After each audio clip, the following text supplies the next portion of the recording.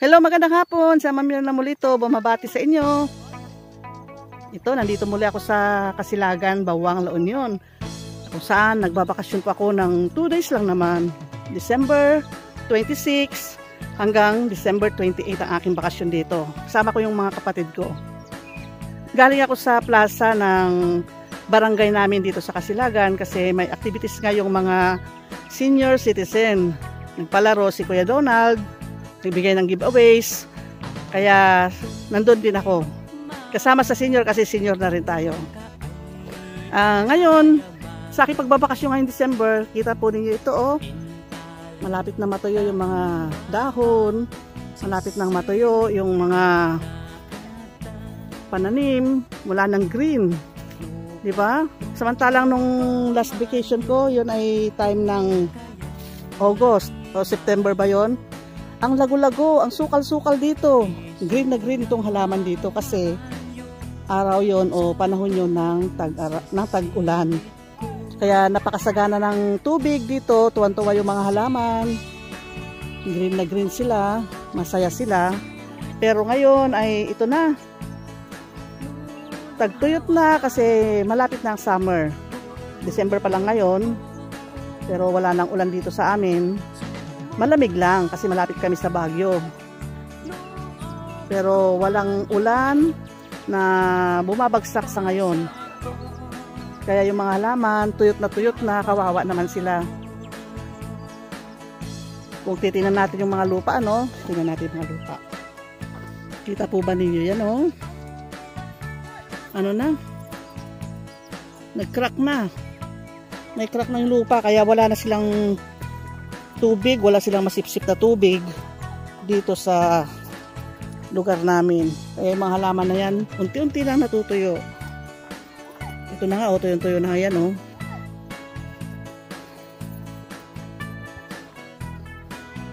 Ganun pa man, sa pagbabakasyon ko ngayon ay masaya naman kahit papaano, kahit papaano, Kaya sinabi ko kahit papaano kasi ako lang ang kasama sa pamilya ko, ganon. Hindi kasama yung mister ko, hindi kasama yung anak ko, mga apo ko, kasi gusto nila sa March pa sila magbabakasyon.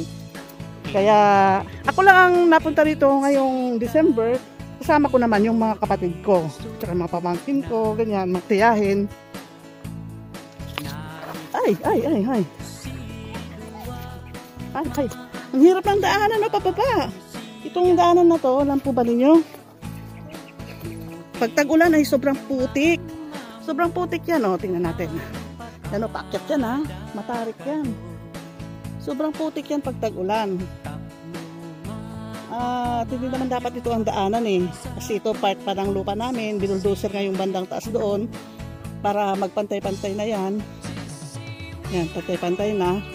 Ay gustong daanan ng mga tao Kaya shortcut daw, kaya dito dumadaan yung mga tao. Hindi lang tao, ang dumadaan pa dito ay kalabaw.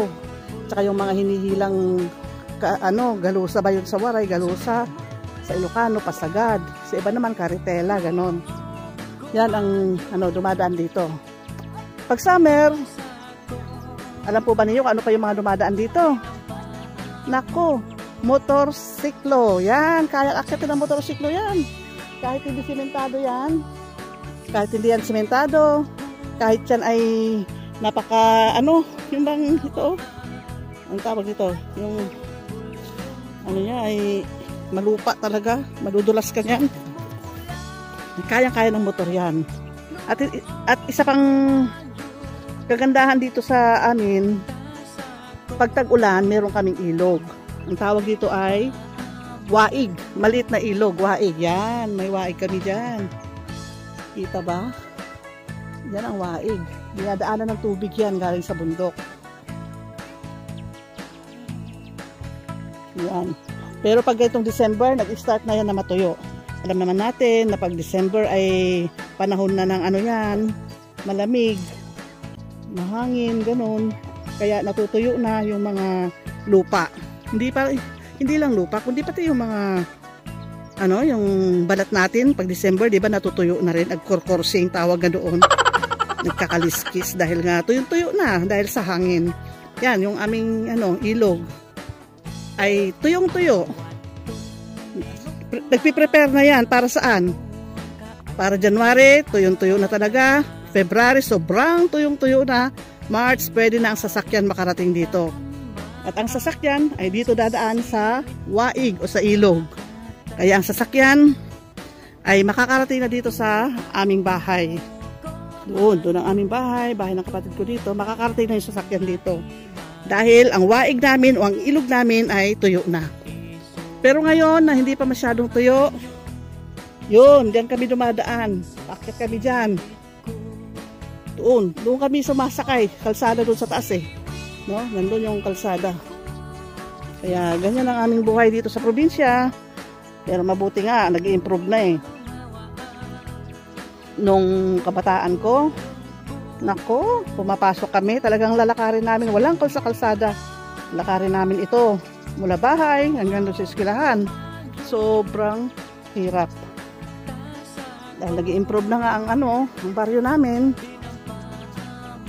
Balang araw ay magkakaroon ng kalsada malapit na dito sa bahay namin kasi yan ang yan ang nakaplano. Narinig ko, hindi ko nakita yung plano, kundi narinig ko lang doon sa mga officers, narinig ko doon sa mga taga rito sa amin. Kaya pasalamat dahil kahit papaano nakakapag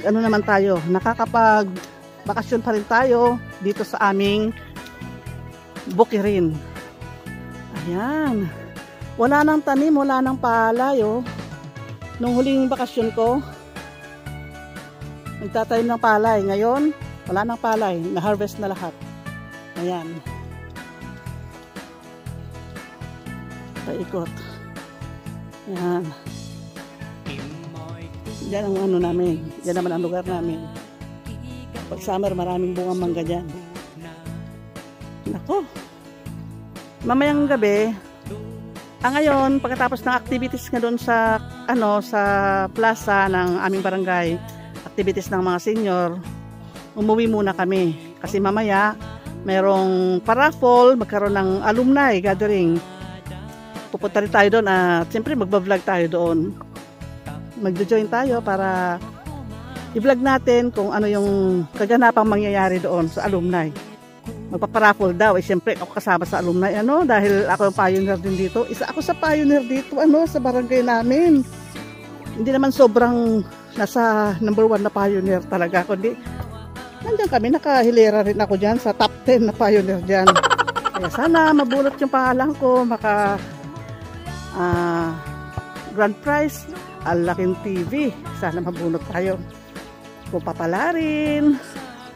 Sige, hanggang dito na lamang tayo ha. Papasok na ako dito sa amin. Ito na yung aking mga kamag-anak. Kakainan na yata. Hapunan na yan? Merienda. Merienda pa. Merienda pa lang yan? Hapunan merienda. Anong nangyari sa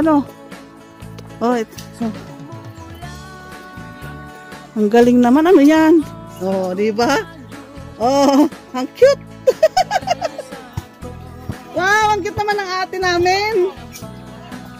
Nakabihis na sila.